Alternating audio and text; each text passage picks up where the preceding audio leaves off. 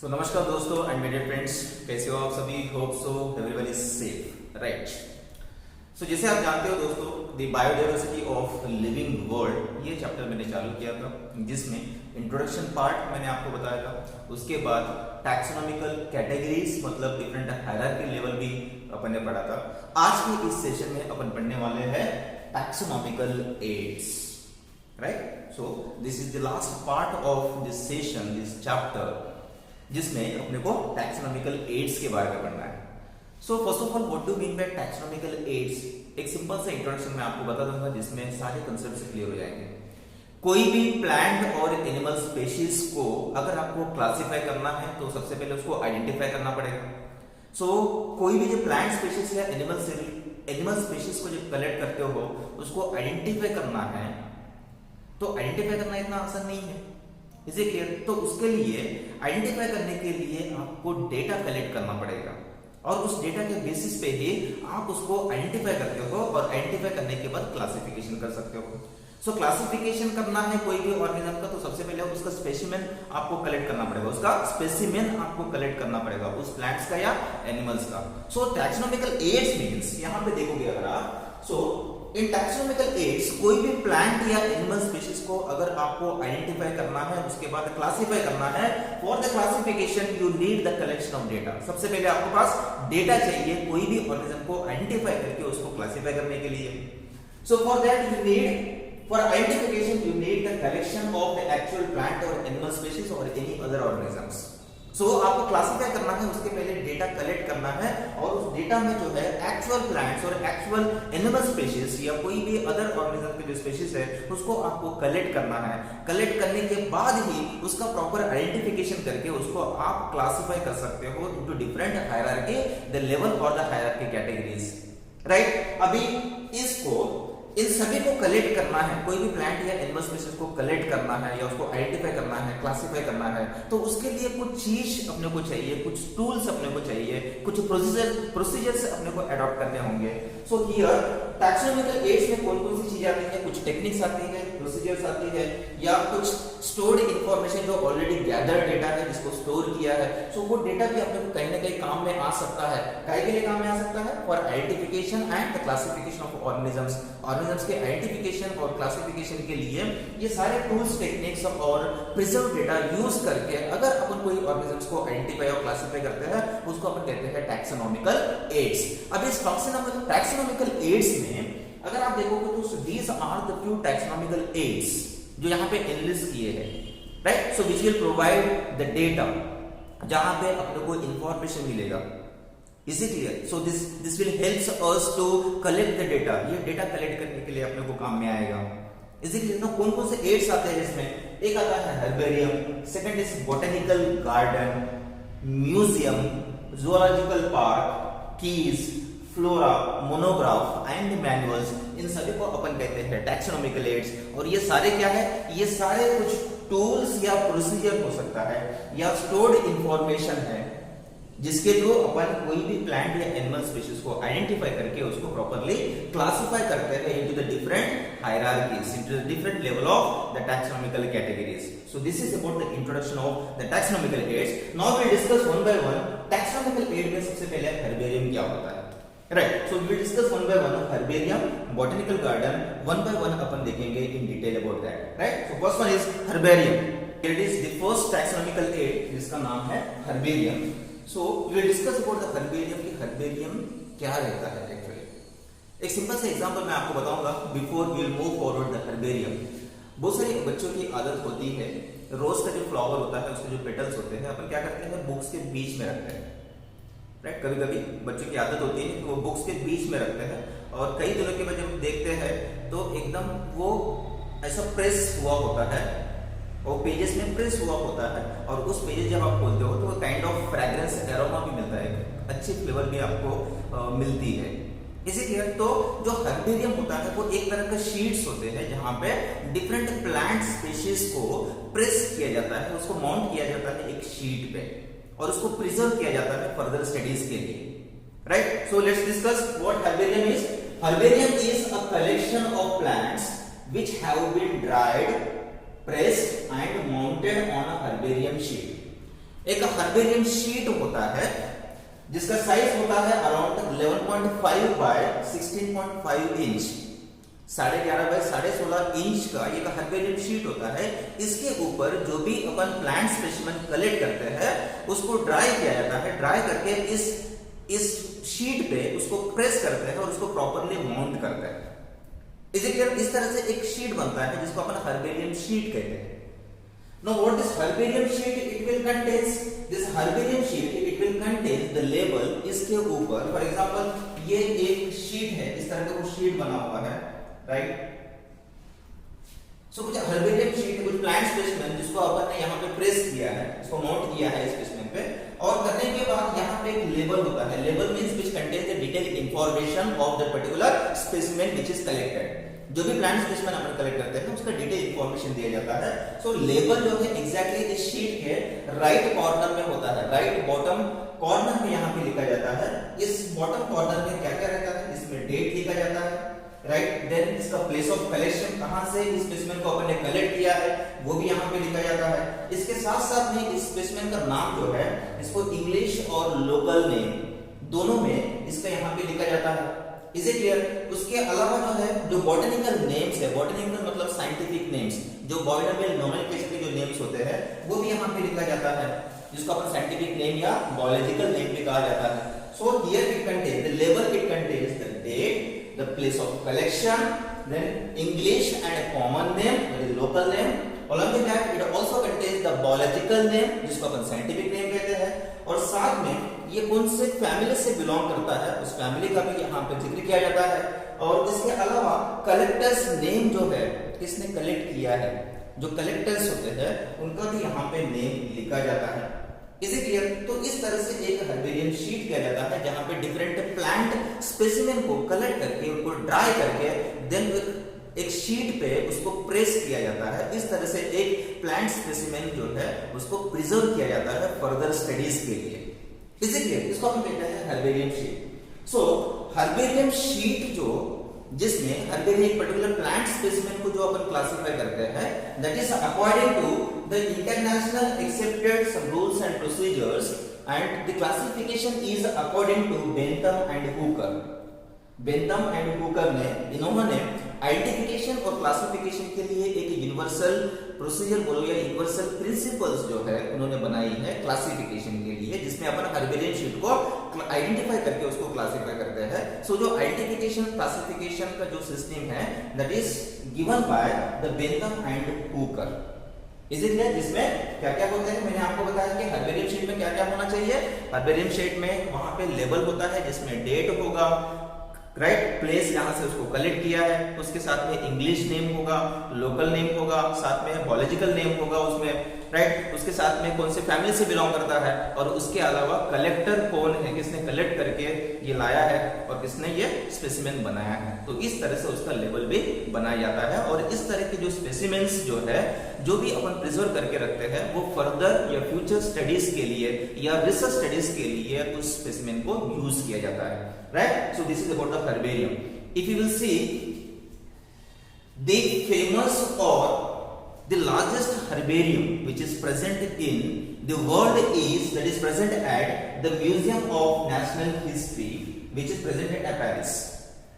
जो सबसे बड़ा जहां पे ज्यादा कलेक्शन है, राइट, जो नेशनल हिस्ट्री करके म्यूजियम ऑफ नेशनल हिस्ट्री, इस म्यूजियम के पास सबसे ज्यादा कलेक्टेड स्पेसिमेंस है हर्बेरियम शीट्स के, which contains around 1 crore different plant specimens। 1 crore लगभग 1 करोड़ प्लांट स्पेसीज जो है या स्पेसिमेंस जिसको अपन हर्बेरियम शीट्स कहते हैं, सो अराउंड 1 करोड़ के लगभग यहाँ इसके पास हर्बेरियम शीट्स है। कौन से म्यूजियम में रखा गया है? It is a museum of national history which is present at Paris, right. So वैसे ही कुछ इंग्लैंड में क्यू में वहां पे कुछ म्यूजियम्स है, राइट। वैसे इंडिया में भी कुछ म्यूजियम्स है जहां पे डिफरेंट प्लांट स्पेसिमेंस को कलेक्ट किया जाता है और उसको प्रॉपर्ली प्रिजर्व किया जाता है, देन उस हर्बेरियम शीट को वहां पे रखा जाता है। सो इंटरनेशनल लेवल पे भी कई सारे म्यूजियम्स है, राइट, कई सारे प्लेसेस है जहां पे हर्बेरियम शीट को रखा जाता है। देन नेशनल लेवल पे भी कई सारे नेम्स है जहां पे इसको रखा जाता है इंस्टीट्यूट या रिसर्च पर्पस के लिए, right. So this is about the herbarium. Now the next one is the botanical garden. So botanical garden में क्या करता है? सो सिंपल सी चीज है, आपको पता है कि now this is the diversified field which is full of the biodiversity, जिसके पास डिफरेंट प्लांट स्पीसीज है, कई सारे प्लांट स्पीसीज है, millions of plant species are there. So botanical garden में क्या करते हैं कि जो डिफरेंट प्लांट स्पीसीज है इनको कलेक्ट किया जाता है, वर्ल्ड के अलग अलग पार्ट्स है, देन उसको कलेक्ट करके एक जगह पे लाया जाता है और वहां पे नेचुरल कंडीशन में उसकी वहां पे ग्रोथ की जाती है। एक जगह पे एक पर्टिकुलर गार्डन में, जिसको अपन बॉटनिकल गार्डन कहते हैं, उस बॉटनिकल गार्डन में जो भी कलेक्टेड प्लांट स्पीसीज है, जो डिफरेंट वर्ल्ड से, different part of the world से अपन ने कलेक्ट किया है, उनको यहाँ पे नेचुरली सिस्टमेटिक मैनर में उनकी ग्रो की जाती है। Right? So what is botanical garden? Botanical garden यही है कि the plants of different plant varieties which are collected from the different parts of the world, जो different parts of the world से कलेक्ट किया है, अभी इसकी नेचुरली अपन grow करेंगे वहां पे सिस्टमेटिक मैनर में। Is it clear? Just like this specimens which are present priorly, जैसे उसकी ग्रोथ होती थी वहां पे, वैसे ही इस बॉटनिकल गार्डन में इसकी यहाँ पे अपन ग्रोथ करेंगे नेचुरल और सिस्टमेटिक मैनर में। देन उन प्लांट्स को यहाँ पे लेबलिंग भी करेंगे बाय द साइंटिफिक नेम और कॉमन नेम। सो उस प्लांट को अपन उसका लेबल भी करेंगे, लेबल दोनों नाम से करेंगे, जो साइंटिफिक जो बायोलॉजिकल नेम है उससे भी करेंगे, देन जो कॉमन या लोकल नेम है उससे भी अपन उसका यहाँ पे लेबल करेंगे।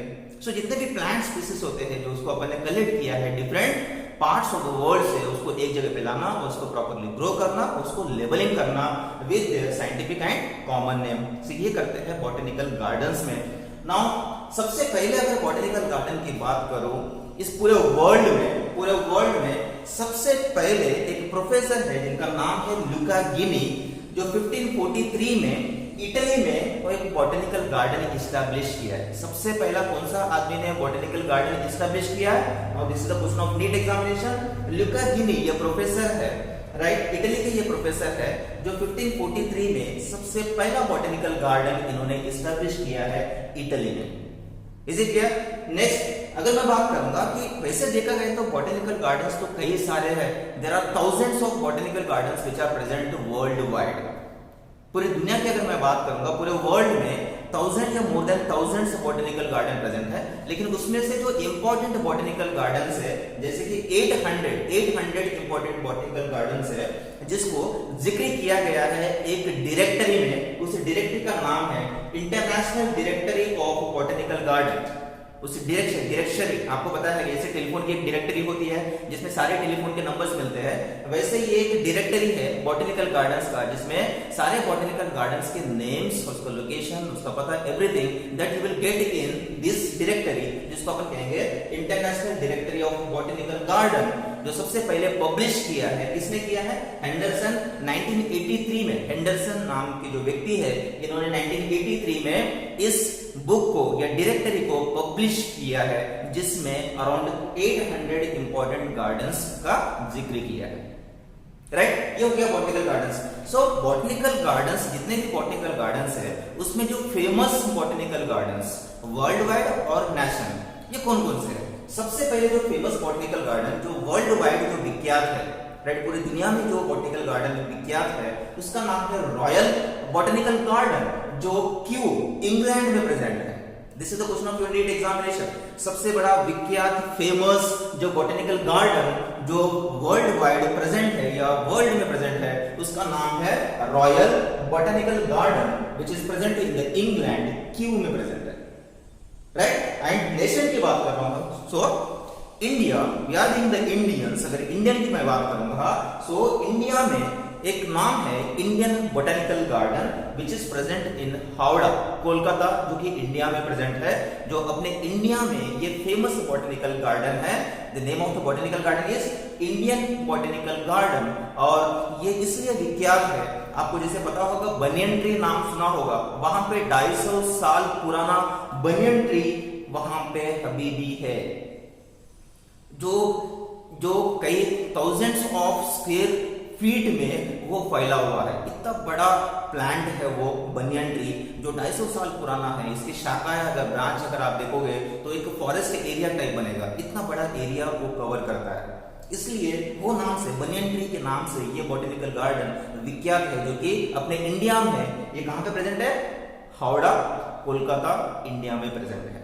Right? So this is about botanical garden, and the next one is after herbarium, botanical garden, and the next tool or the procedures that we adopt for the as a taxonomical aid. The next one is called museum. Right? So the next taxonomical aid is museum. Right? So what is museum? Generally अपन देखते हैं कि जो भी educational institutes है, कुछ colleges है, right, कुछ रिसर्च इंस्टीट्यूट्स है, जहां पे अगर आप जाते हो तो उसके एंट्रेंस में ही एक बड़ा म्यूजियम रखा जाता है। और उस म्यूजियम में अगर आप देखते हो तो यहाँ पे there are different preserved plant और एनिमल स्पीसीज आपको दिखाई देंगे। वो जो म्यूजियम रहता है उसमें अलग अलग प्लांट और एनिमल स्पीसीज को उसमें जार्स में, राइट, या कुछ ग्लास अपैरेटस में उसको प्रॉपरली प्रिजर्व किया जाता है। Right? So why this preservation is needed and why they should be kept in the museum? Museum में ये सारे डिफरेंट प्लांट या एनिमल स्पीसीज को इसलिए रखा जाता है क्योंकि वो स्पेसिमेंस जो है एजुकेशनल पर्पस के लिए काम में आते हैं, फर्दर स्टडीज के लिए काम में आते हैं, रिसर्च पॉइंट ऑफ व्यू या रिसर्च स्टडीज के लिए काम में आते हैं, एग्जीबिशन या एक्सकर्शन जहाँ पे होता है वहां पे इनको रखा जाता है। Sir, to provide the knowledge about that particular specimens या the specimens of the plant or animals, तो ये सभी जो इंफॉर्मेशन है वो डिस्प्ले करना है, लोगों को बताना है, उसका नॉलेज प्रोवाइड करना है। इसके लिए म्यूजियम में इन सारे प्लांट और एनिमल स्पीसीज को प्रिजर्व किया जाता है। What we call, they are called museums. So what the museum is, अगर आप देखोगे ये प्लेसेस है जहां पे प्रिजर्व्ड प्लांट और एनिमल स्पीसीज को रखा जाता है। सो कई सारे जो भी प्लांट एनिमल स्पीसीज अपन कलेक्ट करते हैं उसको एक जार्स में या जो ट्रांसपेरेंट ट्यूब्स होती है या जार्स होती है उसको प्रॉपर्ली उसमें प्रिजर्व करते हैं बाय यूजिंग कुछ केमिकल सॉल्यूशंस, कुछ केमिकल्स अगर यूज करते हैं जिसमें अपन फॉर्मालिन जो है, फॉर्मालिन ये केमिकल है या सॉल्यूशन है जिसके थ्रू अपन प्लांट और एनिमल स्पीसीज को प्रिजर्व किया जाता है। सो फॉर्मालिन या फॉर्मल्डिहाइड इसमें 10 to 40% यूज करके इन डिफरेंट प्लांट और एनिमल स्पीसीज को प्रिजर्व किया जाता है, खास करके किसमें, ट्रांसपेरेंट जार्स में या ट्रांसपेरेंट अपैरेटस होगा जिसमें इनको प्रिजर्व किया जाता है। और साथ में ऊपर में लेबल भी किया जाता है, लेबलिंग भी किया जाता है कि what this is all about, वो कौन सा प्लांट स्पीसीज है या कौन सा प्लांट स्पेसिमेन है, राइट, कौन सा एनिमल स्पेसिमेन है, उसका डिटेल इंफॉर्मेशन उस लेवल पे आपको दिखेगा, राइट। वैसे ही कुछ जो लार्ज एनिमल्स है like the birds, mammals, they are stuffed and preserved.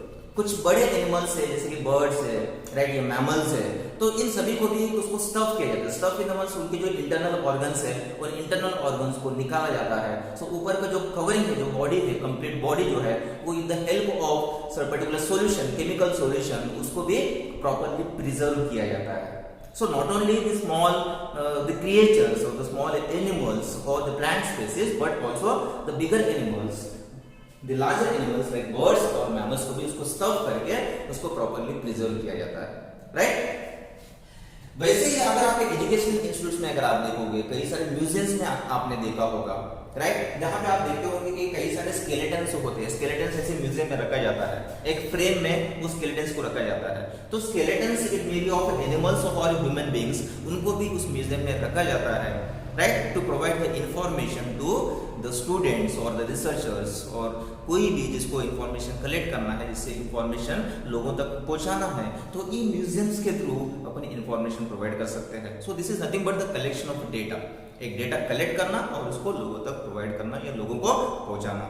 इसे केस वो भी अपन एक म्यूजियम के फॉर्म में कर सकते हैं। और खास करके ये सबसे ज्यादा कहां पे यूज में आता है म्यूजियम्स, मेनली जो एजुकेशनल इंस्टीट्यूट्स होते हैं, जो एक्सकर्शंस होते हैं, जहां पे डिस्प्लेस वगैरह होती है, बड़े बड़े म्यूजियम्स जो होते हैं जहां पे इनको रखा जाता है, डिस्प्ले किया जाता है, वहां पे ये उसको प्रॉपर्ली प्रिजर्व फॉर्म में उसको वहां पे रखा जाता है, राइट। तो ये हो गया म्यूजियम्स वगैरह। नाउ म्यूजियम जो है, मैं यहाँ पे जिक्र करना चाहूंगा कुछ म्यूजियम्स के बारे में जो वर्ल्ड वाइड विख्यात है, ये जो इंटरनेशनली ये प्रेजेंट है, कुछ इंटरनेशनली और कुछ इंडियंस भी म्यूजियम मैं आपको यहाँ पे बताऊंगा।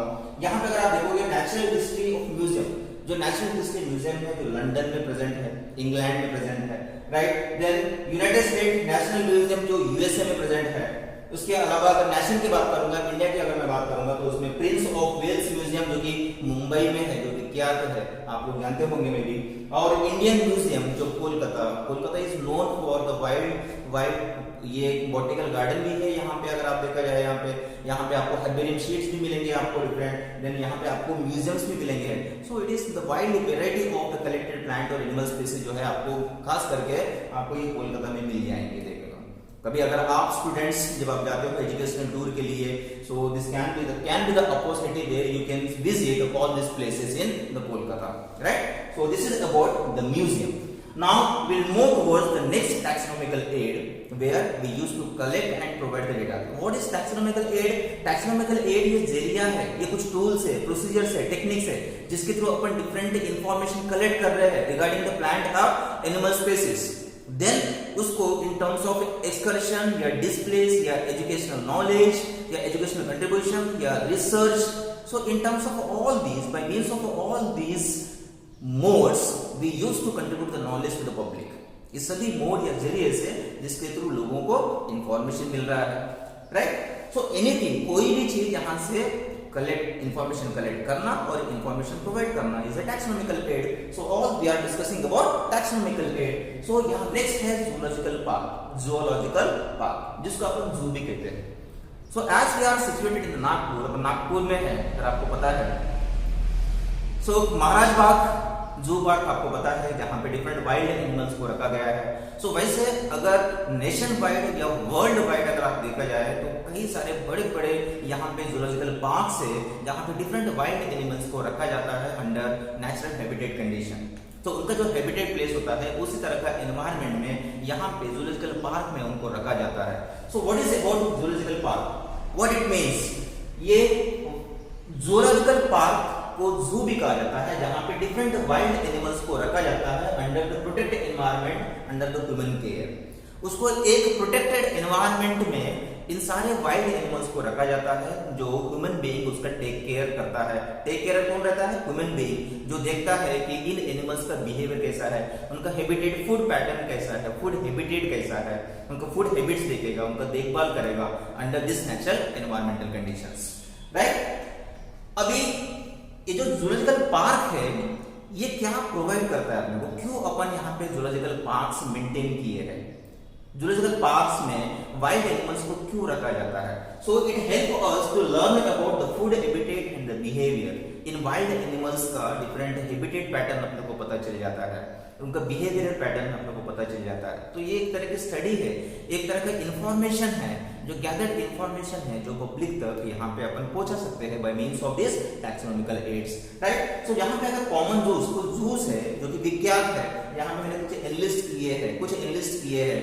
इसमें से अगर आप यहाँ पे देखोगे the Mahendra Chaudhary zoological park जो कि पंजाब में प्रेजेंट है, the Mahendra Chaudhary zoological park जो कि पंजाब में प्रेजेंट है, पंजाब में विख्यात है, right. Nehru zoological park Hyderabad में सिचुएटेड है। Zoological garden which is present in the Kolkata is known for very famous museums are there, botanical gardens are there, zoological parks are there, सब कुछ जो है बहुत सारी चीजें आपको कोलकाता में मिल जाएगी। Then Padmaja Naidu, this zoological park is there which is present in the Darjeeling. The Padmaja Naidu Himalaya zoological park which is present in the Darjeeling, right? National zoological park जो कि दिल्ली में प्रेजेंट है। अगर Asian countries में अगर बात करूं तो एशिया में सबसे पहला जूलॉजिकल पार्क है जिसको अपन नेशनल जूलॉजिकल पार्क कहते हैं, जो दिल्ली में सिचुएटेड है। ये अराउंड 240 एकड़ में ये पार्क फैला हुआ है और इसमें अराउंड 22,000 से ज्यादा वाइल्ड एनिमल्स वहां पे रखी हुई है जिनका देखभाल किया जा रहा है और वहां पे उनका डिफरेंट हैबिटेट और बिहेवियर पैटर्न्स जो है वो वहां पे डिफरेंट हैबिटेट और जो बिहेवियर पैटर्न्स है एनिमल्स का वो देखा जा रहा है और they are completely under the human care, under the natural environmental conditions. So this is about the zoological park, right. Now we will discuss the next is the keys. So the next is keys, the next taxonomical aid is keys. So what the key is? Again the key is a taxonomical aid which will helps in the identification of different plant and animal species and these are based on the similarities and the dissimilarities। आपको पता है कि plants और animals को इसको identify करना है, इसको प्रॉपर्ली क्लासिफाई करना है। सो we need to identify the plants and animal species, किसके बेसिस पे अपने को आइडेंटिफाई करना है? On the basis of their similarities and dissimilarities, मतलब कॉन्ट्रास्टिंग कैरेक्टर्स के बेसिस पे आप लोगों को कैरेक्टराइज करना है। जो कॉन्ट्रास्टिंग कैरेक्टर्स होते हैं, contrasting characters just for example for the sake, जैसे black and white, these are the contrasting characters. Is it clear? Wet, dry, these are the contrasting characters. कुछ एनिमल्स जैसे आपको पता है कि एम्फीबियंस होते हैं, कुछ टेरेस्ट्रियल होते हैं, कुछ एक्वेटिक होते हैं। अगर contrasting pair of contrasting characters की बात करूंगा, सो वन इज टेरेस्ट्रियल जो जमीन पे रहता है, वन इज एक्वेटिक जो पानी में रहता है। So both these are the contrasting, opposite words जो यूज करते हैं, इस बेसिस पे अपन उनको आइडेंटिफाई करके क्लासिफाई करते हैं। सो कीज भी एक टैक्सोनॉमिकल एड है which helps in the identification of plants and animal species based on similarities and the dissimilarities, right. इस बेसिस पे अपन इसको क्लासिफाई करते हैं, आइडेंटिफाई करके उसको क्लासिफाई करते हैं। अगर कीज जो है, keys, the keys are based on the paired contrasting character, जिसको अपन कपलेट कहते हैं। कपलेट, कपल, कपल मतलब पेयर। सो जो कीज है ये बेसिकली जो है ये पेयर ऑफ कॉन्ट्रास्टिंग कैरेक्टर्स है। इस पेयर ऑफ कॉन्ट्रास्टिंग कैरेक्टर्स के बेसिस पे उन प्लांट्स को आइडेंटिफाई करते हैं, देन उसको प्रॉपर्ली क्लासिफाई करते हैं। सो किस तरह के कॉन्ट्रास्टिंग कैरेक्टर्स, जो भी pair of contrasting characters use करेंगे अपन उसको अपन कपलेट कहते हैं। मैंने अभी आपको बताया कि पेयर ऑफ कॉन्ट्रास्टिंग कैरेक्टर्स मैंने मतलब क्या बताया? एक एग्जांपल, फॉर एग्जांपल वेट है तो दूसरा ड्राई है, टेरेस्ट्रियल है तो एक्वेटिक है, व्हाइट है तो ब्लैक है। सो इस तरह के जो कॉन्ट्रास्टिंग कैरेक्टर्स अपन यूज करते हैं आइडेंटिफिकेशन के लिए, राइट। सो वो जो कॉन्ट्रास्टिंग कैरेक्टर्स है उसको अपन कपलेट कहते हैं, और जिसमें choice made between the opposite options. So दो कॉन्ट्रास्टिंग कैरेक्टर जब अपन यूज करते हैं, या तो अपन वेट और ड्राई करने के बाद या तो अपन प्लांट्स को या एनिमल्स को उसको क्लासिफाई करेंगे, आइडेंटिफाई करेंगे। So identification on the basis of either wet और ड्राई। अगर वो प्लांट स्पेसीज है जिसको अगर हॉट क्लाइमेटिक कंडीशन पे भी अगर सर्वाइव करता है, सो हॉट क्लाइमेट को भी अगर वो सर्वाइव कर पाता है उसमें, तो उसको अपन उस कैटेगरी के बेसिस पे उसको आइडेंटिफाई करके क्लासिफाई करेंगे। कुछ प्लांट स्पेसीज है जिसको पानी चाहिए, मॉइस्चर चाहिए, बहुत ज्यादा वाटर कंटेंट चाहिए, तो उसको उस तरह से आइडेंटिफाई करके क्लासिफाई करेंगे। So plant species they are identified and classified on the basis of this contrasting characters. So कुछ प्लांट्स होते हैं जिसको बहुत ज्यादा पानी की जरूरत है तो वेट, तो उसको अपन क्लासिफाई करेंगे। कुछ डेजर्ट प्लांट्स है, जैसे आपको पता है डेजर्ट प्लांट्स वगैरह है, सो उनको पानी नहीं भी रहा तो चल जाता है, तो ऐसे कुछ प्लांट्स है।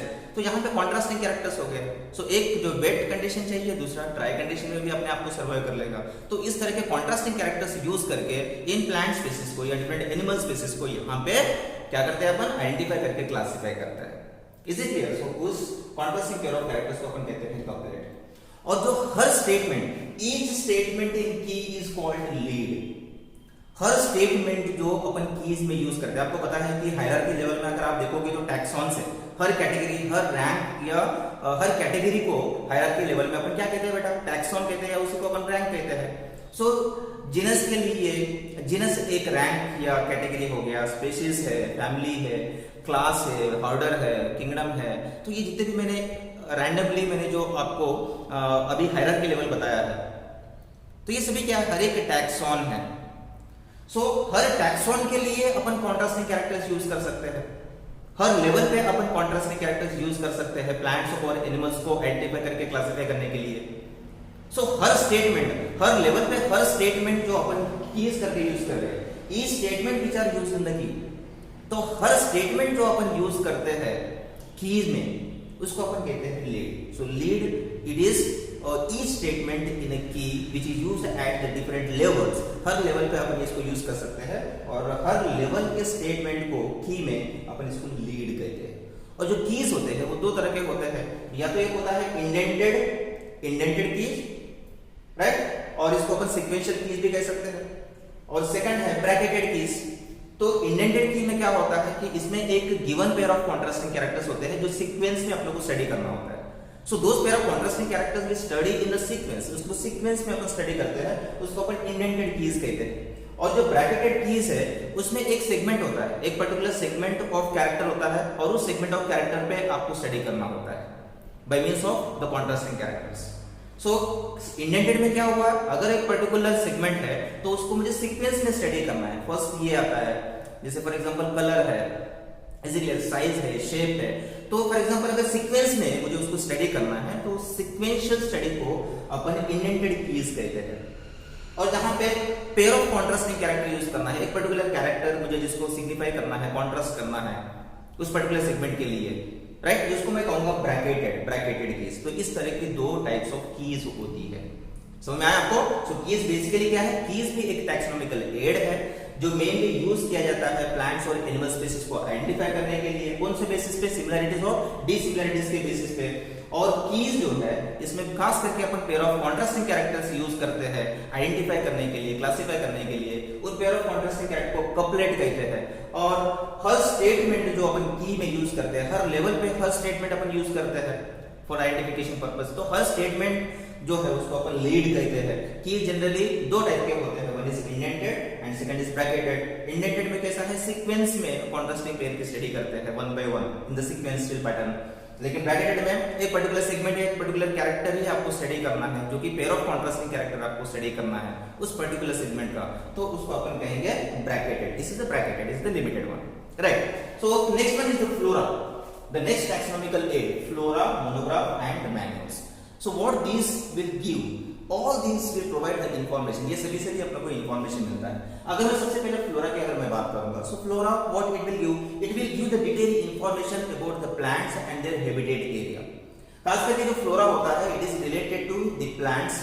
ये प्लांट्स में देखो आप अलग अलग हैबिटेट प्लेस होता है। कुछ प्लांट स्पीसीज है जो आपको हिमालय में दिखाई देंगे, कुछ प्लांट स्पीसीज है जो आपको राजस्थान में दिखाई देंगे, कुछ प्लांट स्पीसीज जो है जैसे वेस्टर्न घाट है, वेस्टर्न घाट है तो वेस्टर्न घाट्स में आपको दिखाई देंगे।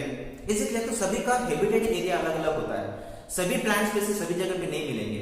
एक पर्टिकुलर प्लांट स्पीसीज है उस पर्टिकुलर हैबिटेट मतलब वो लोकेशन, वो प्लेस में मिलेगा।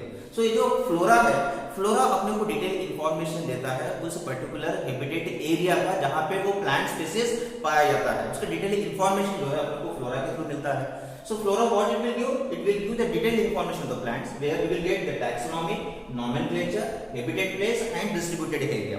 ये सभी के बारे में जो है ये फ्लोरा अपने को इंफॉर्मेशन प्रोवाइड करता है, राइट। वैसे अगर मोनोग्राफ की अगर मैं बात करूंगा, सो मोनोग्राफ क्या है?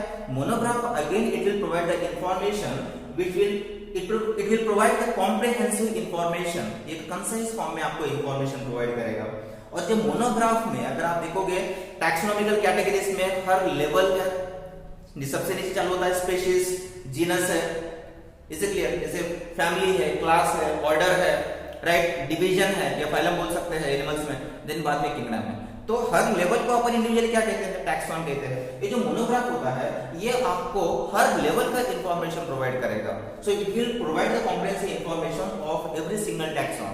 हर सिंगल टैक्सॉन का आपको ये इंफॉर्मेशन प्रोवाइड करेगा, जिसको अपन कहते हैं मोनोग्राफ, राइट। सबसे पहले मोनोग्राफ रॉबर्ट मॉरिसन ने प्लांटेरियम अम्बेलिफेरम डिस्ट्रीब्यूशन नोवा इस नाम से प्लांट स्पीसीज का, प्लांट्स पे सबसे पहला जो मोनोग्राफ आया है वो रॉबर्ट मॉरिसन ने 1672 में इस मोनोग्राफ को रिलीज किया है in the name of plantarum umbelliferarum distributio nova 1672 में। उस टाइम पे इन्होंने इस नाम से, इस मोनोग्राफ के नाम से, which mainly contains the different plant species, plant information, the detailing about the taxonomy, nomenclature, habitat, distributed area, everything, हर चीज के बारे में, प्लांट्स का हर माहिती जो है आपको इसमें मिलेगा। And firstly which is given by Robert Morrison जो 1672 में दिए हैं। उसके बाद मैनुअल्स की अगर बात करूंगा मैं, तो manuals what will it will give about the manual will helps us in identification of the species of that particular area. So जो मैनुअल्स है, ये मैनुअल्स अपने को इंफॉर्मेशन प्रोवाइड करेंगे, राइट। कौन सा? The identification of species of that particular area. उस particular habitat area में जो पर्टिकुलर स्पीशीज है, राइट, उसका जो आइडेंटिफिकेशन जो इंफॉर्मेशन है, the identification of that particular plant species of that particular area will get through the manuals। ये manuals के थ्रू अपने को मिलेगा। So flora अगर मैं बात करूँ, फ्लोरा एक तरह का बुक है, ये कंप्लीट बुक है जिसमें डिटेल इंफॉर्मेशन दिया हुआ है प्लांट्स के बारे में, उसका हैबिटेट एरिया और उसका डिस्ट्रीब्यूशन के बारे में। मैनुअल जो है यहाँ पे पर्टिकुलर एरिया में पर्टिकुलर प्लांट पाया जाता है। सो पर्टिकुलर एरिया का जो आइडेंटिफाइड प्लांट स्पीशीज है ये अपने को मैनुअल्स में मिलेगा। Is it clear? Particular habitat area, particular area या पर्टिकुलर रीजनल एरिया जहां पे उस पर्टिकुलर प्लांट स्पीसीज पाया जाता है, सो उसका जो आइडेंटिफाइड प्लांट स्पीसीज है उस पर्टिकुलर एरिया का, उसका जो डिटेल इंफॉर्मेशन है वो अपने को मैनुअल्स के थ्रू मिलता है। So all these are about the taxonomical aids. Is it clear? So here we are completing the diversity of living world. Is it clear, everyone? So hope so you guys enjoyed it a lot. Thank you very much, and don't forget to subscribe my channel. Thank you very much, beta.